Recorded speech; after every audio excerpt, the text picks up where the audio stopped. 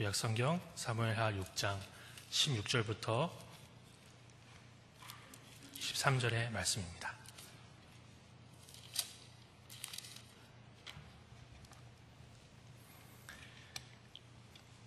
교독하여 읽고 마지막 절은 함께 읽도록 하겠습니다.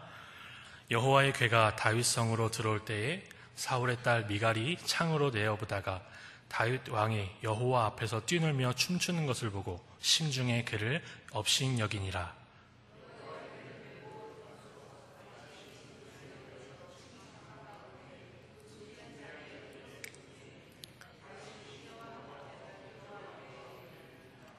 다윗이 번제와 화목제 드리기를 마치고 만군의 여호와의 이름으로 백성에게 축복하고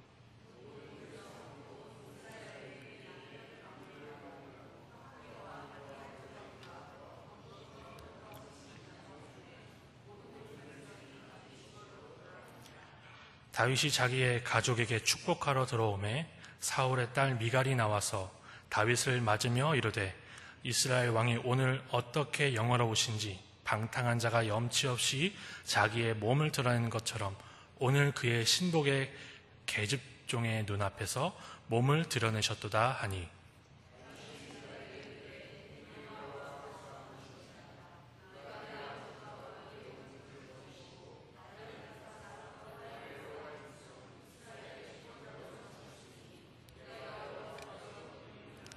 내가 이보다 더 낮아져서 스스로 천하게 보일지라도 내가 말한 바 계집종에게는 내가 높임을 받으리라 한지라. 함께 읽겠습니다. 그러므로 사울의 딸 미갈이 죽는 날까지 그에게 자식이 없으니라. 아멘. 오늘 우리는 다르게 살게 하시는 하나님이라는 제목으로 사무엘하 5장과 6장을 쭉 살펴보고 특별하게 방금 읽은 이 본문의 말씀을 가지고 하나님이 어떤 분이시며 그 하나님 앞에서 우리가 어떻게 살아야 하는지를 다시 한번 생각하고 깊이 고민하며 주님 앞에 나아갔으면 좋겠습니다. 특별히 5장에서는요, 다윗이 드디어 목동이었던 그 다윗, 형제 중에 제일 막내로서 사무엘이 그 이새의 집에서 가족들을 청해서 같이 먹을 때 그 자리에 있지 못했던 그 다윗이 기름 부음을 받고 난 뒤에 드디어 사무엘 상이 지나고 하에서 5장에서 이스라엘 온 백성이 유다 지파가 아니라 온 이스라엘 12지파가 다윗에게 기름을 부어 왕을 세우는 장면이 딱 등장합니다. 하나님이 약속하신 그대로 다윗에게 언약을 이루시고 그 약속대로 다윗을 기름 부어 왕으로 세우실 때 이스라엘 백성들은 이렇게 고백합니다. 이스라엘의 목자로 당신을 세우셨고 여호와께서 당신을 이스라엘의 주권자로 세우셨습니다. 이 고백을 듣고 이 고백 가운데 왕으로 세워진 다윗이 가장 먼저 취했던 행동, 그리고 앞으로 우리가 본 이 본문에서 나오는 이 행동들은 앞서 우리가 사무엘 상하를 보아 사무엘서를 보게 되면 이스라엘의 지도자들이 쭉 등장하는데 그 지도자들이 했던 행동과 굉장히 다른 모습을 보여주게 됩니다.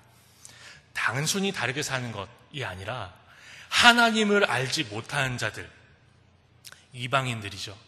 먼저는요. 그리고 이스라엘 지파 안에 있으나 하나님을 알지 못하는 자들과 전혀 다르게 살게 하신 하나님을 오늘 이 본문에서 보여주고 있는 것입니다.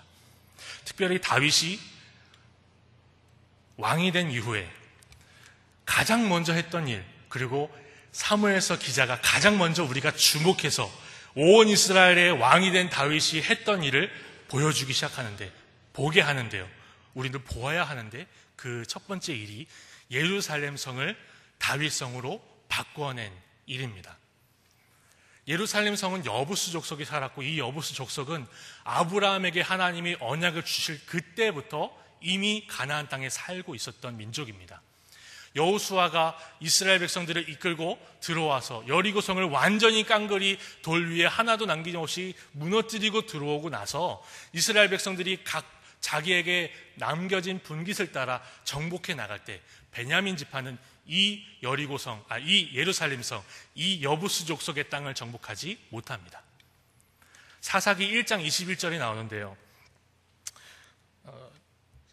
같은 사사기 말씀의 후반부에 보게 되면 이 베냐민 민족들이 여부수 족속보다 강하지 않거나 이스라엘 중에 싸움을 잘 못해서 이 이스라엘 예루살렘 성을 탈환하지 못한 게 아니라 이 베냐민 민족이, 이 베냐민 지파가 온 다른 이스라엘 지파를 대면하여 전투를 치러도 그들의 그 창과 방패를 다 이겨낼 수 있을 정도로 강했다는 것을 보여주게 되거든요.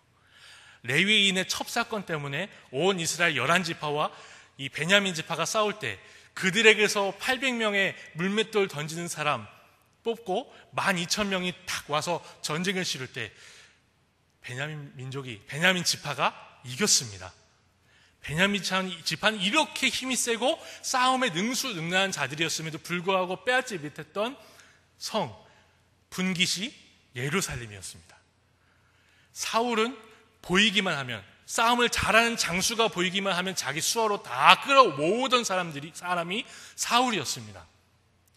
그의 이름으로 모인 자, 그가 부리고 그가 원하면 다윗을 죽이려고 같이 따라다닐 수 있는 정예 군대가 3,000명이나 됐었는데 사울이 치세하는 동안 이 여부수 족속의 땅 예루살렘을 탈환하지 못했습니다. 그런데 다윗이 오늘 이 본문을 5장 첫 서두에서 왕이 된 다윗이 이 예루살렘을 치러 올라가는 것입니다.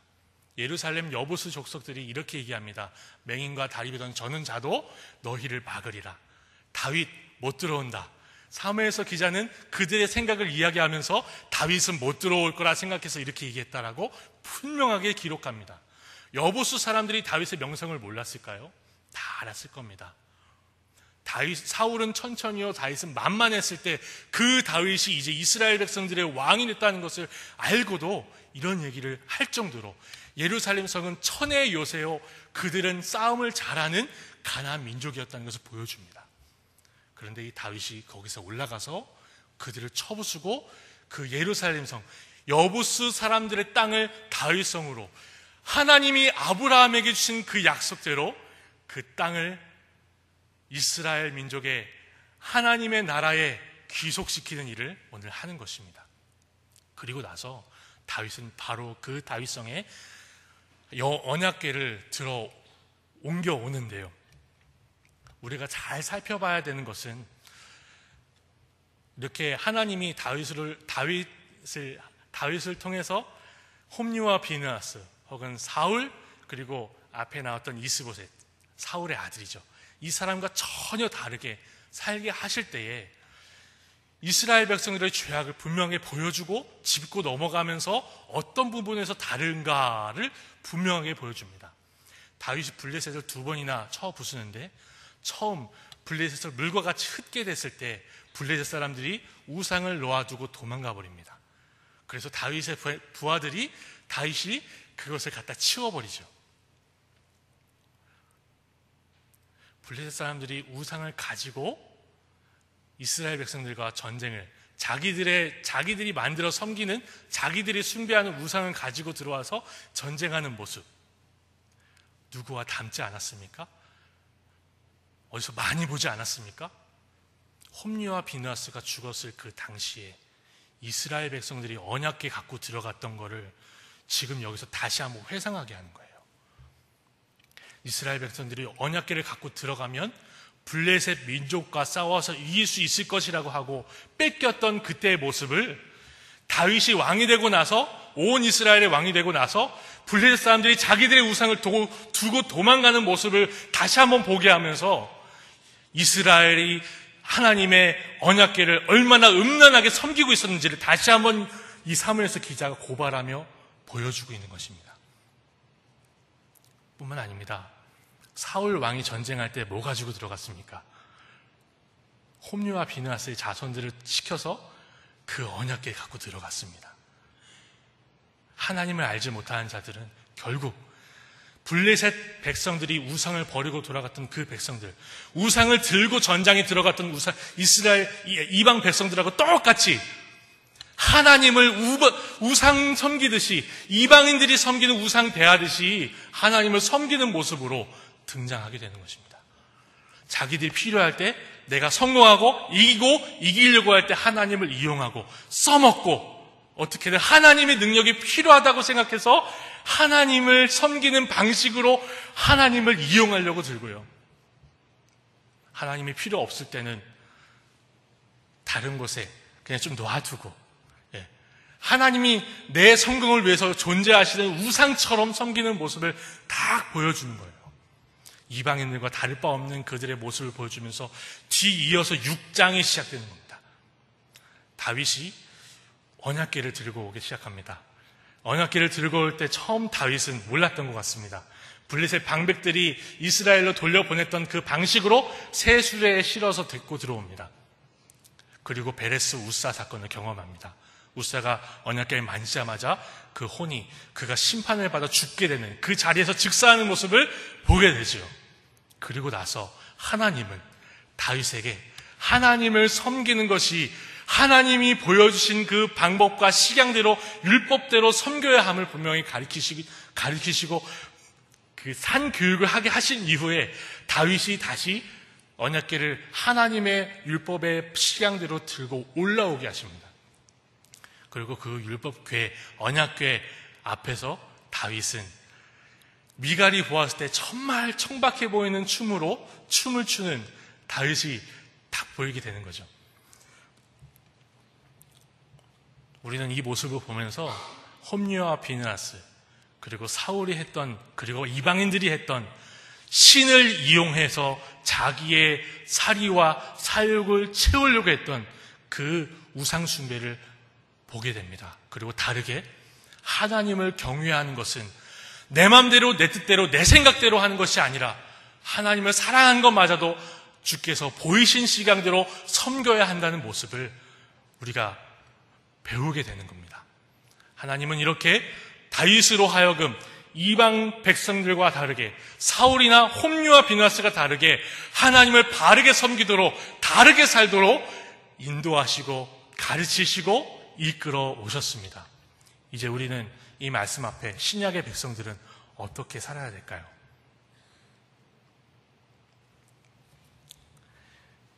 현대 한국 교회는 제가 보았을 때 그렇습니다. 혹시 다르고 혹시 틀리다면 용서하십시오. 현대 한국 교회는 비상식적으로 생활하는 것과 다르게, 성경대로 다르게 사는 것을 혼동하는 것 같습니다. 기독교라 하면 갑질해도 되고요. 예수를 믿기 위해서 강압적인 폭력도 사용하고 믿게 하기 위해서요. 기독교 이름 아래 정말 비상식적인, 예수를 믿는다면서 비상식적으로 사는 게, 정말 광신적으로 사는 게 믿음으로 사는 거다라고, 다르게 사는 거다라고 혼동하시는 것 같습니다. 그러나 믿음으로 사는 것은 내가 믿는 마음도 중요하지만 하나님께서 보이신 그대로 사는 것도 중요합니다. 내 뜻대로, 내 마음대로, 내 열심대로 광신적인 모습으로, 비상식적인 모습으로 사는 것이 다르게 사는 것이 아닙니다.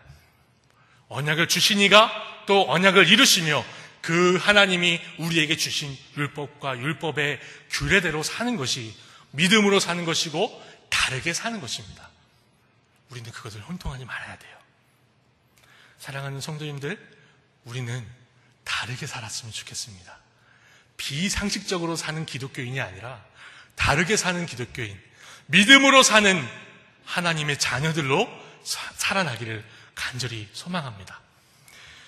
우리가 이 땅에 살지만 예수님을 믿지 않는 사람들과 똑같이 본문을 보면서도, 이 다윗의 모습을 보면서도 다윗이 예루살렘 성을, 하나님 말씀대로 살았던 이 예루살렘 성이 내 것이 되고 블레셋 사람들이 다 물처럼 흩어지는 거, 그러니까 하나님 말씀대로 살아서 50평짜리가 80평 집으로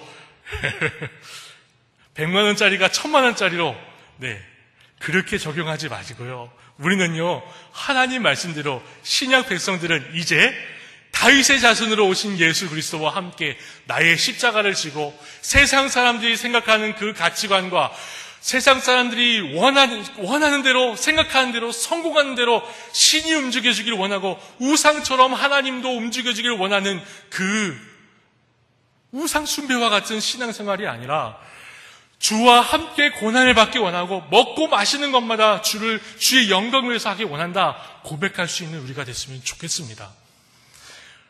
사도 바울이 분명히 권면합니다. 교회가 먹는 것 때문에 싸우고 마시는 것 때문에 싸우고 언제 먹을 것인가, 무엇을 마실 것인가 때문에 부자들은 많이 먹어서 배부르고 취하여서 널브러져 있고 가난한 자들은 늦게 오고 배고파서 그 주의 성찬 앞에 그렇게 교회가 무너질 때 사도 바울은 그렇게 권면합니다. 너희가 먹든지 마시든지 주의 영광을 위해 하라. 우리는 나 자신을 위해서 사는 사람들이 아니라 하나님을 위해서 사는 사람들이며 하나님께서 내 이웃을 내 몸과 같이 사랑하라 하신 하나님의 백성들입니다. 우리는 율법을 따라야 합니다. 이웃을 사랑하라 하시면 이웃을 사랑할 줄 아는 교회로 성장해야 할 것입니다.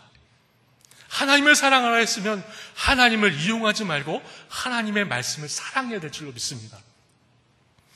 수요일 문답 1문에는 분명히 어린이들에게 그리고 초신자들에게 이렇게 가르치고 있습니다. 인생의 궁극적인 목적이 무엇입니까?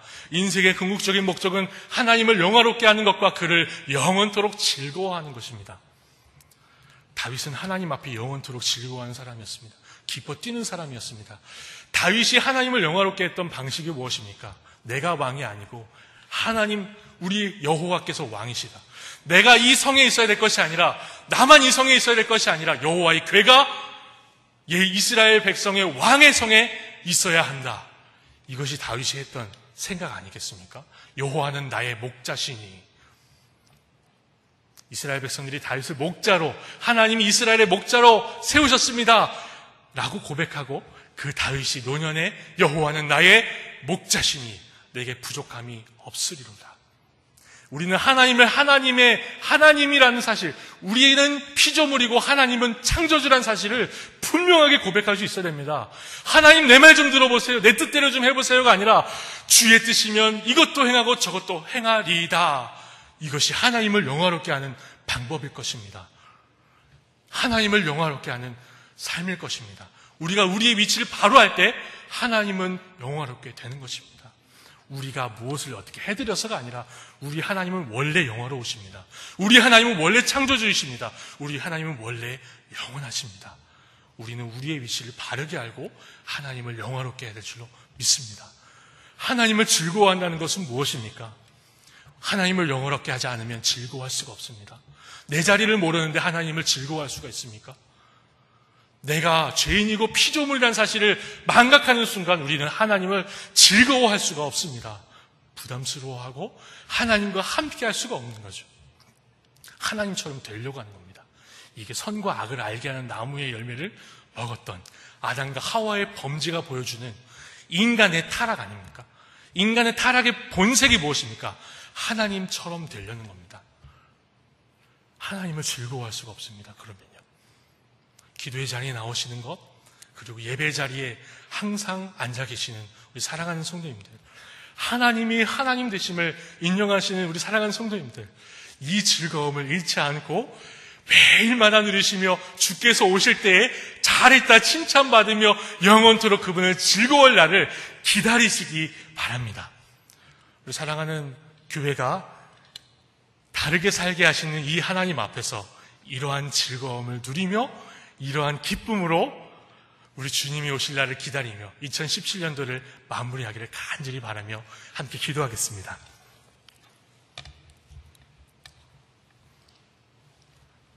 우리 주님이 어떤 분이신지를 고백하며 나의 나됨을